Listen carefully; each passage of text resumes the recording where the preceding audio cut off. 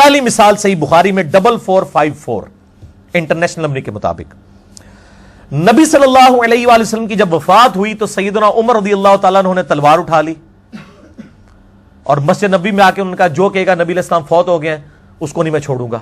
میں نے وفات النبی پہ پورا لیکچر دیا, مسئلہ 163 پوری ڈیٹیل, سارے طریق میں نے اس کے سارے طرق بیان کیے ہیں, ڈیٹیل سے وہاں دیکھیں.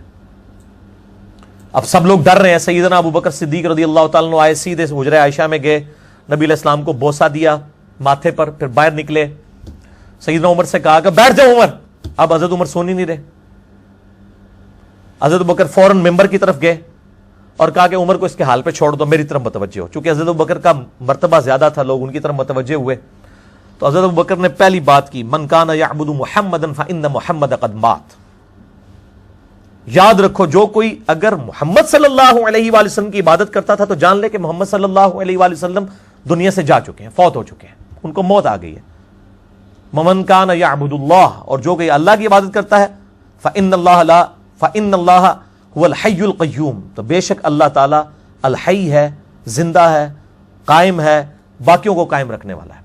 پھر قرآن کی آیات پڑھی, انک میت وانہم میتون, سورہ الزمر کی. اے نبی آپ کے مخالفین کو بھی مرنا ہے اور آپ کو بھی مرنا ہے. پھر وہ آیت پڑھی, وما محمد الا رسول قد خلت من قبلہ الرسل, سورہ آل عمران 144, کہ محمد تو نہیں مگر ایک رسول ہی, ان سے پہلے بھی رسول گزرے ہیں, اگر یہ فوت ہو جائیں یا جنگ میں شہید کر دیے جائیں کہ اپنے دین سے الٹے قدم پھر جاؤ گے؟ جو ثابت قدم رہے گا اللہ اس کو جزا دے گا, الٹے قدم پھرنے والے کا اللہ تعالیٰ کا وہ کوئی نقصان نہیں کر سکے گا. بل یہ ڈیٹیل ٹاپک ہے, مسئلہ 163 ہے میرا وفات النبی صلی اللہ علیہ وآلہ وسلم کے اوپر, اور حیات النبی صلی اللہ علیہ وآلہ وسلم پر مسئلہ نمبر 5 ہے, وہ آپ دیکھ لیں. سیدنا عمر کہتے ہیں جب میں نے ابو بکر سے یہ باتیں سنی اور یہ آیات سنی تو مجھے لگا کہ یہ آیات ابھی نازل ہوئی ہیں, حالانکہ مجھے پتا تھی کہ یہ آیات موجود ہیں. غزوہ احد کے موقع پہ جب نبی علیہ السلام کی شہادت کی خبر مشہور ہوئی تھی اس وقت یہ آیات نازل ہوئی تھی. کہتے ہیں مجھے لگا اب نازل ہوئی ہیں, کہتے ہیں میرے پاؤں میرے جسم کا وزن نہیں اٹھا سکے. قرآن سن کے یہ حالت ہو گئی تھی. یہ صحابی میں اور عام آدمی میں فرق ہے. عام آدمی کو بخاری مسلم قرآن کھول کے بھی دکھاتے رہے نا, اس کے کان پہ جوں تک نہیں رینگتی.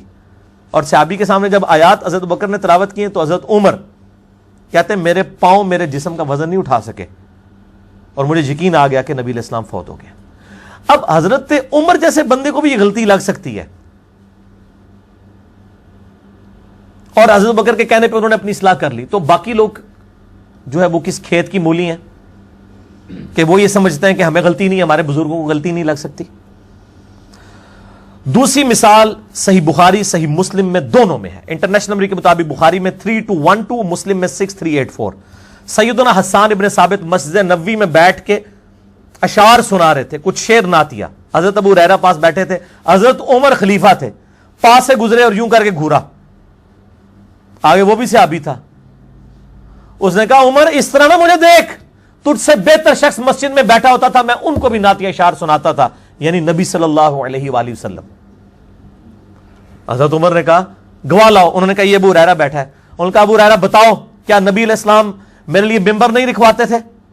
آپ صلی اللہ علیہ وآلہ وسلم میرے لیے دعا نہیں کرتے تھے کہ اے اللہ روح قدس کے ذریعے حسان کی مدد کریے, شیروں کے ذریعے کافروں کو جواب دیتا ہے نبی صلی اللہ علیہ وآلہ وسلم کے مخالفین کو. انہوں نے کہا میں اللہ کی قسم اٹھاتا ہوں کہ حسان ابن ثابت سچ کہہ رہے ہیں, نبی صلی اللہ علیہ وآلہ وسلم حضرت حسان کے لیے دعا فرمایا کرتے تھے.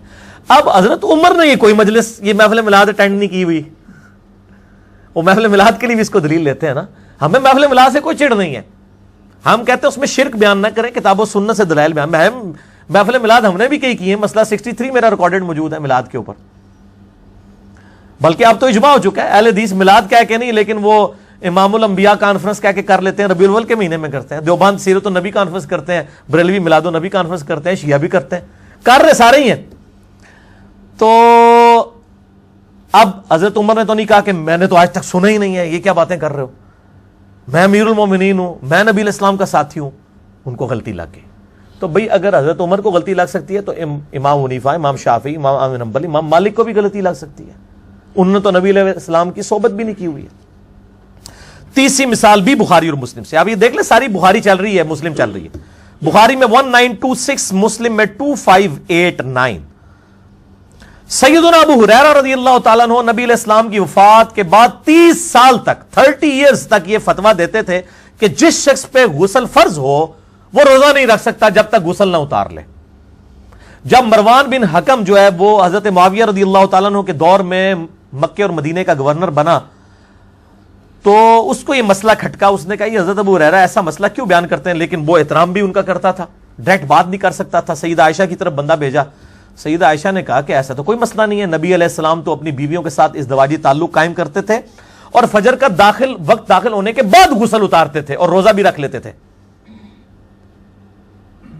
حالانکہ آپ صلی اللہ علیہ وسلم کو یہ پتا ہوتا تھا کہ مجھ پہ غسل فرض ہے. چلیں احتلام والا معاملہ ہو, عام آدمی کے اعتبار سے بات کر رہا ہوں, وہ تو اس بیچارے کو نہیں پتا چلا, اچانک آنکھ کھلی. نبی علیہ السلام کو تو پتا ہوتا تھا. آپ نے امت کے لیے آسانی رکھی ہے, اللہ نے شریعت میں آسانی دی ہے. وہ آئے حضرت ابو ہریرہ کے پاس. حضرت ابو ہریرہ رضی اللہ تعالیٰ وہی فتویٰ دے رہے ہیں, اپنا اجتہاد اور قیاس کر رہے تھے. ان کے پاس کوئی دلیل نہیں تھی کتاب و سنت سے. صحابی کا بھی اجتہاد اور قیاس غلط ہو سکتا ہے. اب وہ سیدنا ابو ہریرہ سے انہوں نے بات کی, یہ نہیں کہا کہ آپ غلط کہتے ہیں, انہوں نے کہا چلیں حضرت عائشہ کے پاس. سیدہ عائشہ کے پاس لے گئے, وہاں پہ وہی سوال کیا پردے میں. تو سیدہ عائشہ نے کہا کہ نبی علیہ السلام تو ایسے کرتے تھے. پھر حضرت ابو ہریرہ نے کہا کہ میں اپنے اس معاملے میں رجوع لاتا ہوں, مجھے غلطی لگی. حضرت ابو ہریرہ سب سے زیادہ حدیثوں کے راوی ہیں, ان کو بھی غلطی لگ سکتی ہے. تو امام حنیفہ کو غلطی نہیں لگ سکتی, امام شافعی, امام بن حنبل, امام مالک کو. امام ابو ہریرہ جو امت کا حدیث میں امام ہے, اس کو اگر غلطی لگ سکتی ہے تو ان کو غلطی نہیں لگ سکتی. تو یہ بڑی یعنی توہین کرتے ہیں. یہ قیاس اور اجتہاد کیا حضرت ابو ہریرہ نے, ان کا بھی غلط نکلا. ابو داؤد ترمذی کے اندر حدیث موجود ہے, ابن ماجہ میں بھی, 3 کتابوں میں. اس میں شریک القادی مدلس ہیں, لیکن سما کی تصریح سنن کبریٰ البیہقی میں ہے. ایک صحابی نے حضور کو سجدہ کیا, کہا میں کوفے کے پاس ایک ہیرا شہر ہے وہاں گیا, سردار اپنے سردار کو لوگ سجدہ کرتے تھے, آپ تو اللہ کے پیغمبر ہیں, میں آپ کو اس لیے سجدہ کیا.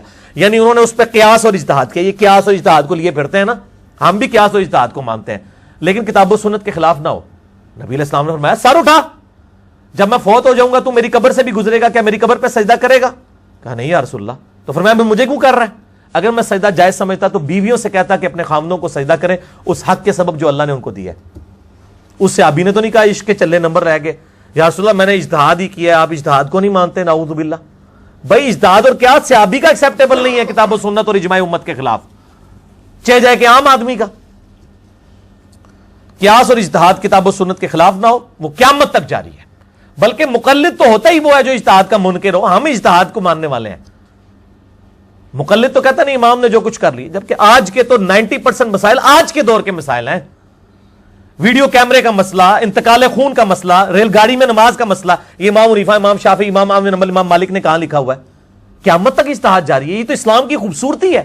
اور یہ کہتے ہیں حدیث میں یہ مسئلہ کہاں لکھا ہے؟ بھائی حدیثوں میں اس لیے یہ مسائل نہیں ہے, اس میں رولز بتا دیے کہ قیامت تک کے لیے اجتہاد ہوتا رہے گا. اجتہاد اس امت کی اللہ نے سمجھ لیں ماتھے کا جھومر رکھا ہے کہ کسی ایک بندے پہ فکس نہیں رکھنا اس کو. کتاب اللہ, سنت, اجماع یہ ایبسولوٹ ہے, اجتہاد ریلیٹیو ہے. یہ چاروں چیزیں اہل سنت کا منہج, میرا ایک کلپ ہے یوٹیوب پہ, لکھیں آپ کو پتا چلے منہج کسے کہتے ہیں. اہل سنت کا منہج کیا ہے؟ کتاب اللہ, سنت, اجماع, ایبسولوٹ دلائل اور اجتہاد جو ہے ریلیٹیو. یہ 4 چیزیں. تو حضرت ابو ہریرہ نے پھر رجوع کر لیا. تو یہ میرے بھائیوں کلیئر کٹ ہو گیا کہ جلیل القدر صحابہ سے اگر کوئی علمی باتیں پوشیدہ رہ سکتی ہیں تو ائمہ اکرام کو اب آپ کس کھاتے میں مانیں گے جو نہ تابعین ہیں بلکہ تبع تابعین اور تبع تابعین میں آتے ہیں. ان سے نہیں غلطیاں ہو سکتی, ان سے علم کی بات اوور لک نہیں ہو سکتی. تو اب چونکہ ائمہ اربعہ جو ہیں وہ 4 امام ویسے بولے جاتے ہیں, ویسے تو امام تو بے شمار ہیں, 6 تو یہ بڑے امام ہیں. تو ویسے عموماً جو مشہور ہیں ائمہ اربعہ فقہ کے, امام ابو حنیفہ رحمہ اللہ تعالی المتوفی 150 ہجری, امام مالک بن انس المتوفی 179 ہجری, امام محمد ابن ادریس شافعی المتوفی 204 ہجری اور امام احمد بن حنبل المتوفی 241 ہجری رضی اللہ عنہم اجمعین وعلیہم السلام اجمعین ورحمہم اللہ اجمعین. ان چاروں کی نسبت سے ویسے ایک پنجویں بھی نہ امام جعفر جو یہ نصاریہ دے استاد جو ان کو بھی مانے نا, وہ بھی اہل سنت کے ہیں نا, ٹھیک ہے نا جی. امام جعفر بن محمد باقر بن علی بن حسین بن علی جو اہل بیت میں سے. تو ان چاروں اماموں کی نسبت سے چونکہ ہمارے سب کانٹیننٹ میں یہاں پہ زیادہ حنفی ہیں، لہذا جو حنفی پبلک ہے اور ان کی علماء کی بھی اکثریت کو یہ چیزیں تو نہیں پتہ ہوتی ہیں، وہ تو سلیکٹیو کورس پڑھتے ہیں، اس لیے میں چاہ رہا ہوں کہ میں ان کے سامنے اپنا مقدمہ رکھ دوں تاکہ ان کو پتہ چل جائے. اگر ان کے بزرگوں نے ان کو اس حوالے سے نابلد رکھا تو اب کم از کم وہ اپنی اصلاح کر لیں، اور اندھی تقلید اور اندھے بن کے کسی کے پیچھے چلنا اس کا قلع کما ہو. اس حوالے سے میں ائمہ اربعہ یعنی 4 بڑے اماموں کی نسبت سے 4 مثالیں ایچ ڈی کیمرے میں دکھانے لگا ہوں اوریجنل کتابوں سے. اور بریلوی مکتبہ فکر کا ترجمہ میں دکھاؤں گا، کیونکہ باقی لوگوں کو تو وہ گستاخ سمجھتے ہیں، تو بھی بریلویوں کا ترجمہ جی وہ کہتے ہیں جی ہمارے بزرگ بڑا ادب والا ترجمہ کرتے ہیں. میں وہ ادب والا ترجمہ پریکٹیکلی 4 مثالیں دکھاؤں گا. اس کے بعد ہم عوام کی عدالت میں یہ فیصلہ رکھیں گے، لوگوں کو پتہ چل جائے گا انشاءاللہ تعالی. اور یہ وہ چیزیں جو آج تک میں نے آن ایئر نہیں کی تھی، فرسٹ ٹائم میں آن ایئر کرنے لگا ہوں. یہ 4 مثالیں. پہلی مثال جامعہ ترمذی سے ہے، انٹرنیشنل نمبر کے مطابق 906 نمبر ہے. مکتبۃ الشاملہ میں بھی 906 میں ملے گا. یہ انٹرنیشنل نمبر ہے. اسلام 360 میں بھی آپ کو یہ 906 نمبر مل جائے گا. لیکن میں بریلوی ترجمہ دکھانے لگا ہوں، اس کا نمبر ڈیفرنٹ ہوگا، ضیاء القرآن پبلیکیشن کا. اٹینشن ہو جو جی فرحان صاحب. یہ دکھائیں جی سب سے پہلے ان کو جامعہ ترمذی ضیاء القرآن پبلیکیشن، بریلویوں کا چند بڑے اداروں میں سے، جس کے اربوں کے شیئرز ہیں پورے پاکستان میں. شبیر بردرز کے بعد سب سے بڑا ادارہ ہے ضیاء القرآن پبلیکیشن. انہوں نے یہ ترجمہ چھاپا ہے جامعہ ترمذی کا، جس میں انٹرنیشنل نمبر کے مطابق 906 نمبر یہ حدیث ہے، اور اس میں اس کا نمبر جو ہے 830 ہے، اور باب کا نام ہے اونٹ کو اشعار کرنے کے بیان میں. اشعار کیا ہے میں آپ کو سمجھا دیتا ہوں. یہ ان کو یہ والا پیج ہی دکھائیں صرف جی، کلوز کر کے. میں بھی تھوڑا آگے ہو جاتا ہوں تاکہ ایچ ڈی کیمرے میں پڑھا جا سکے. یہ والا پیج جی، یہ پیج دکھانا ہے آپ نے. اونٹ کو اشعار کرنے کے بیان میں. اشعار کیا ٹرم ہے یہ میں آپ کو انشاءاللہ سمجھاتا ہوں، پھر آپ کو بات سمجھ آ جائے گی. بیسیکلی اشعار کہتے ہیں کہ جو ہدی کا جانور ہوتا ہے، یعنی حج اور عمرے کے لیے جو جانور لے کے جایا جاتا ہے نا، تو نبی صلی اللہ علیہ وآلہ وسلم کی سنت تھی کہ اس کے گلے میں ایک تو وہ قلائدہ اس کو کہا جاتا ہے، ایک ہار ڈالتے تھے تاکہ پتہ چل جائے دور سے یہ اللہ کے نام کے جانور ہے. اسی سے تقلید لفظ بھی لکھا ہے. یہ تقلید بھی وہ پٹا ہی ہوتا ہے نا گلے میں. تو نبی صلی اللہ علیہ وسلم اپنے مبارک ہاتھوں سے وہ رسی اس کی نا بٹتے تھے اور ڈالتے تھے. پھر آپ کی عادت تھی کہ ہدی کے جانور کو جو چھری کی نوک ہوتی ہے نا ہلکی سی، وہ ہلکی سی یوں نوک لگا کے نا، ہلکی سی نوک لگا کے وہ جو خون نکلتا تھا نا، اس خون سے اس کی گردن پہ مل دیتے تھے. اس سے ریڈ کلر آ جاتا تھا یہاں پہ. اسے کہتے ہیں اشعار، اور یہ نشانی ہوتی تھی کہ اللہ کی راہ کے جانور ہے. ویسے تو ہمارے انسانوں کے بھی کان اور ناک بھی چھدوائے جاتے ہیں، یہ کوئی مسئلہ کرنا نہیں ہے، ٹھیک ہے. انسانوں کے بھی چھدوائے جاتے ہیں، اور یہ بھی کوئی یہ نہیں کہ گردن کاٹ دیتے تھے ہلکا سا نشان کر کے. وہ جانور کو تو فرق ہی نہیں پڑتا اس طرح کی چیزوں سے. ان کے اوپر تو وہ مطلب جوئیں پڑی ہوئی ہوتی ہیں، ان کو تو وہ مطلب چیونٹیاں کاٹ رہی ہوتی ہیں، ان کی تو ایک نارمل چیز ہے. یہ سنت ہے. اب اس سنت کا مذاق اڑایا گیا تو امام ترمذی رحمہ اللہ تعالی نے ایک واقعہ نقل کیا ہے اسی کانٹیکسٹ میں. جامعہ ترمذی 906 انٹرنیشنل نمبر کے مطابق، ضیاء القرآن میں 830 جو میں نے آپ کو ایچ ڈی کیمرے میں دکھا دیا. امام ترمذی فرماتے ہیں کہ میں نے یوسف بن عیسیٰ سے سنا، وہ فرماتے ہیں میں نے امام وکی سے سنا کہ جب یہ حدیث روایت کی گئی تو اس معاملے میں اہل رائے کے قول کو نہ دیکھو. امام ترمذی اہل رائے کہتے ہیں حنفیوں کو، کہ یہ اپنی رائے سے فتویٰ دیتے ہیں. کتاب و سنت سیکنڈ پرائرٹی پہ آ جاتا ہے. اہل الرائے ان کو کہا جاتا ہے، اہل کوفہ کو. تو امام وکی یہ حدیث بیان کر رہے تھے کہ اشعار کرنا سنت ہے. وہ کہتے ہیں اس کے معاملے میں اہل رائے کی یعنی حنفیوں کی رائے کو نہیں دیکھنا. اشعار کرنا، زخم لگانا سنت ہے، اور ان کا مخالفین کا قول اہل الرائے یعنی اہل کوفہ کا قول بدعت ہے. یہ حنفیوں کے اقوال کو کیا کہہ رہے ہیں امام ترمذی کیا لکھ رہے ہیں؟ بدعت. ان کی فقہ کے ایک مسئلے کو بدعت. امام ترمذی فرماتے ہیں میں نے ابو صائب سے سنا، وہ کہتے تھے ہم امام وکی کے پاس تھے کہ انہوں نے اہل رائے میں سے ایک شخص کو کہا کہ نبی صلی اللہ علیہ وآلہ وسلم تو اشعار کرتے تھے. اچھا، تو اس نے آگے سے کیا کہا کہ امام حنیفہ رحمہ اللہ فرماتے ہیں کہ یہ تو مسلح ہے، یعنی شکل بگاڑنا. استغفر اللہ واتوب الیہ. اس شخص نے کہا کہ ابراہیم نخعی بھی کہتے ہیں کہ یہ مسلح ہے. وہ راوی کہتا ہے میں نے امام وکی کو دیکھا کہ وہ سخت غصے سے غضبناک ہو گئے. منو کہندے نے ایدی اکھاں سرخ ہو جاندیاں نے, اور پائی نبی دے گستاخاں دے بارے میری اکھاں کیوں نہ سرخ ہون؟ امام وکی اتنا بڑا امام, اس کو جب کسی نے کہا نا کہ امام حنیفہ تو کہتے ہیں یہ مسلح کرنا ہے, اور ابراہیم نخعی تابعی بھی کہتا ہے کہ یہ مسلح کرنا ہے, اشار کرنا, تو وہ غصے سے غضبناک ہو گئے اور کہا کہ میں کہتا ہوں کہ نبی علیہ السلام نے فرمایا, اور تو کہتا ہے کہ ابراہیم نخعی اور ابو حنیفہ یہ کہتا ہے. تو اس بات کا حقدار ہے کہ تجھے قید کر دیا جائے, اور جب تک تو توبہ نہ کرے تجھے رہا نہ کیا جائے. امام وکی زندہ ہونا آج کل کے سارے مقلدین کو جیلوں میں ڈال دیں. یہ آپ دیکھ لیں. اب نیچے انہوں نے وہ فے ڈالی ہے, فساد والی. ویسے تو فے فائدہ والی ہوتی ہے نا, ایک فے فساد والی فا. اب ان کو پتا چل گیا معاملہ گڑبڑ ہو گیا. اب چونکہ یہ حنفی تھے بریلوی, لکھا اشار کہتے ہیں اتنے زخم لگائے جائے کہ کھال کے گوشت میں زخم نہ پہنچے. امام حنیفہ کے نزدیک بھی اشار سنت ہی ہے. آپ نے اپنے اہل زمانہ کے اشار کو مسلح کہا کیونکہ وہ زیادہ گوشت میں گہرا زخم لگا دیتے تھے تاکہ وہ اس سے جانور کے ہلاک ہونے کا خطرہ ہو جاتا تھا. ایک گل جیڑی تو پہ لکھنا ہے اللہ دے بندے, امام وکی نو نہیں پتا. یعنی جس کو کہتے ہیں نا دفاع کرنے کے لیے, نہیں وہ اصل اے نہیں, اس طرح تو آپ ہر باطل چیز کا دفاع کر لیں گے. ٹھیک ہے, یہ پہلی مثال تھی. آیا جے مزہ؟ ہاں اچھا, دوسری مثال سنو. جامعہ ترمذی میں انٹرنیشنل نمبر کے مطابق 559 ہے. اسی جامعہ ترمذی میں بریلویوں کا ترجمہ دکھانے لگا ہوں, اور بریلویوں کے ترجمے میں ہے 512. ٹھیک ہے جی, نماز استسقاء کے بارے میں. یہ دکھائیں جی ان کو, یہ جو میں نے انڈر لائن کیا ہوا ہے جتنا حصہ یہ والی دکھانا ہے, یعنی یہ پورا جس میں ریڈ اور بلو ہے, یہ ذرا دکھائیں جی ان کو. جامعہ ترمذی میں انٹرنیشنل نمبر کے مطابق 559 ہے. بریلویوں کا ترجمہ آپ کے سامنے ہے. اسلام 360 کھول کے خود پڑھ سکتے ہیں, پی ڈی ایف بھی پڑھ سکتے ہیں, آپ کو خود بخود معاملات پتہ چل جائیں گے. نماز استسقاء آپ کو پتہ ہے سنت ہے. بخاری اور مسلم میں درجنوں حدیثیں موجود ہیں کہ جب بارش نہیں ہوتی تھی تو نبی صلی اللہ علیہ وآلہ وسلم نماز استسقاء پڑھتے تھے. اس میں کئی زیادہ تکبیرات ہوتی ہیں, رفع الیدین والے معاملات, باقی سارے وہ ایک علیحدہ سے بحث ہے, وہ میں نہیں اس کو ڈسکس کرتا.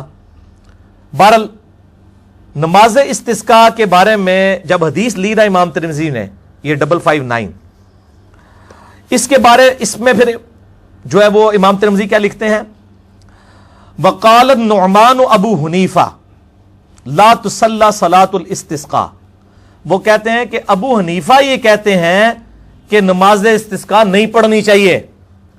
بخاری مسلم میں درجنوں حدیثیں ہیں نبی علیہ السلام نماز استسقاء پڑھتے تھے, اور آج حنفی بھی پڑھتے ہیں ماشاءاللہ, لیکن ان کو پتہ نہیں ہے. امام ترمذی کہتے ہیں کہ نعمان ابو حنیفہ یہ کہتے تھے کہ صلاۃ الاستسقاء نہیں پڑھی جائے گی, اور نہ اس میں چادر پلٹنے کا حکم دیتا ہوں. نبی علیہ السلام یعنی وہ دعا کرتے تھے, اس کے بعد اپنی جو چادر لی ہوتی تھی اس کو پلٹ لیتے تھے, بلکہ وہ سارے دعا کریں گے اور واپس لوٹ جائیں گے. وہ کہتے ہیں بارش کے لیے صرف دعا کی جائے, نماز نہ پڑھی جائے. امام حنیفہ یہ کہتے ہیں. اس پہ امام ترمذی کیا کمنٹس کہتے ہیں, قال ابو عیسیٰ محمد بن عیسیٰ ترمذی خلف السنہ. وہ کہتے ہیں کہ ابو حنیفہ سنت کا مخالف ہے اس مسئلے میں. انہوں نے یہ نہیں کہا اجتہادی غلطی ہو گئی ہے, غلطی نہیں کہا ابو حنیفہ سنت کی مخالفت کرنے والا ہے. کتنے سخت لفظ استعمال کیے ہیں امام ترمذی نے.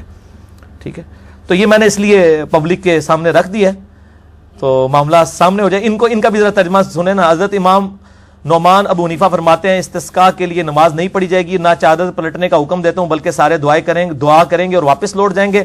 امام ترمذی فرماتے ہیں یہ بات سنت کے مطابق نہیں ہے. اے ترجمہ دیکھو کیسا بدلیا نے. عربی کے الفاظ کیا ہے, قال ابو عیسیٰ خلف السنہ, یہ سنت کی مخالفت کرنے والا ہے. اس الفاظ کی انٹینسٹی اور یہ انٹینسٹی کہ یہ سنت کے مطابق نہیں ہے, کیڈا فرق ہے. تسی جو مرضی کرو, اللہ دے بندو, میں نہیں کہنا باندر ہاتھ بندوق آ گئی ہے.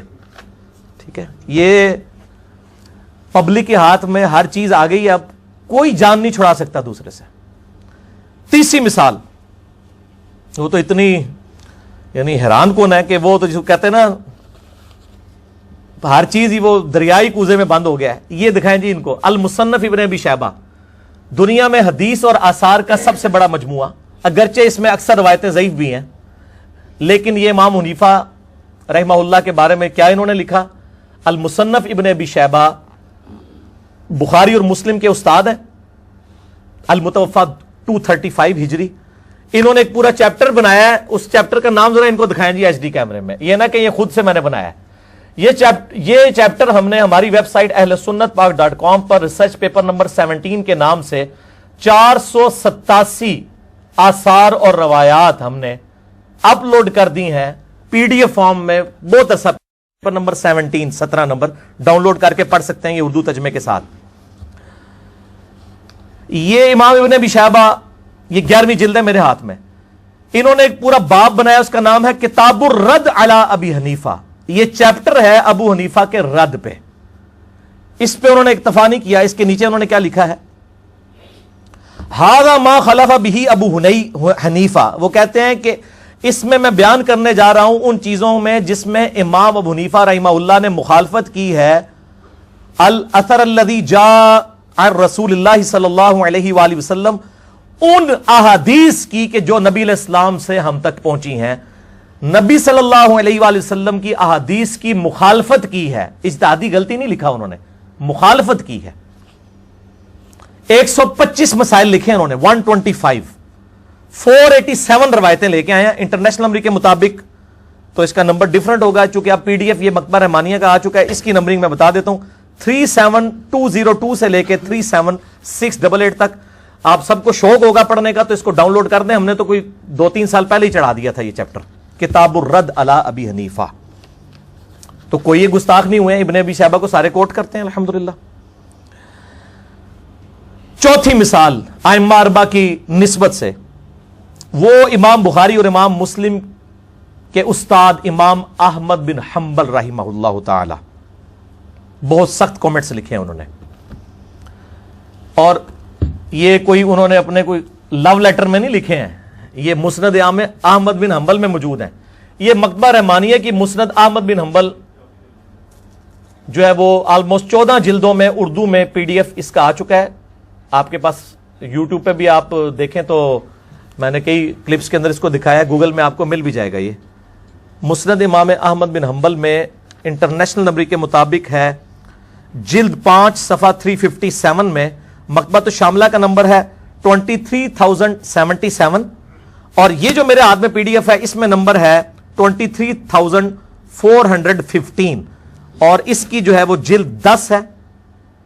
یہ ان کو کیمرے میں ذرا دکھا دیں جی, پھر میں انشاءاللہ اس کو ڈسکس کرتا ہوں.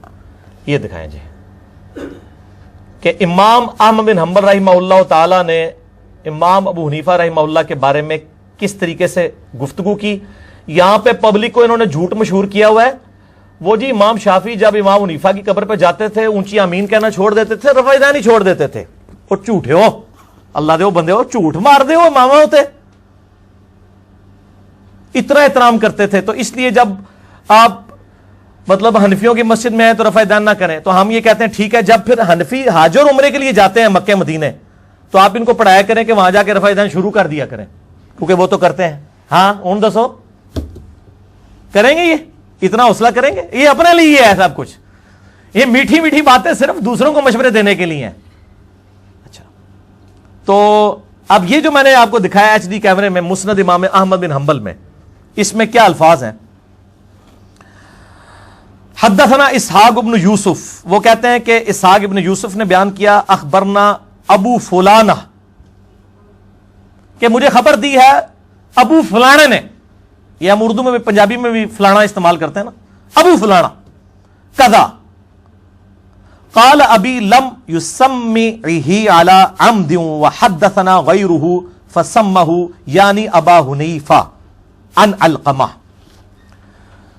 یہ احمد بن حنبل کا بیٹا کہتا ہے کہ میرے باپ نے جب مجھ سے حدیث بیان کی ہے تو اس نے لفظ ابو فلانا استعمال کیا ہے اور اس فلانے کا نام نہیں لیا, جبکہ مجھے, اور جان بوجھ کے میرے باپ نے نام نہیں لیا, جبکہ مجھے جب دوسری جگہ سے یہ حدیث پتہ چلی تو مجھے پتا چلا کہ یہ ابو فلانا جو ہے نا یہ ابو حنیفہ کو انہوں نے کہا ہے, ابو فلانا. حالانکہ احمد بن حنبل کو امام حنیفہ کا نام بھول گیا تھا یا ان کو نہیں پتا تھا, ان سے زیادہ کون جانتا تھا. یہ کہتے ہیں جی وہ باقی سارے امام تو ان کے شاگرد ہیں, جی شاگردوں کے شاگرد ہیں, لیکن انہوں نے کیا نام لیا, ابو فلانا. اور وہ کہتے ہیں جب مجھے باقی روایتیں پتہ چلی مجھے پتہ چلا اچھا یہ ابو حنیفہ ان علقمہ کر رہا ہے.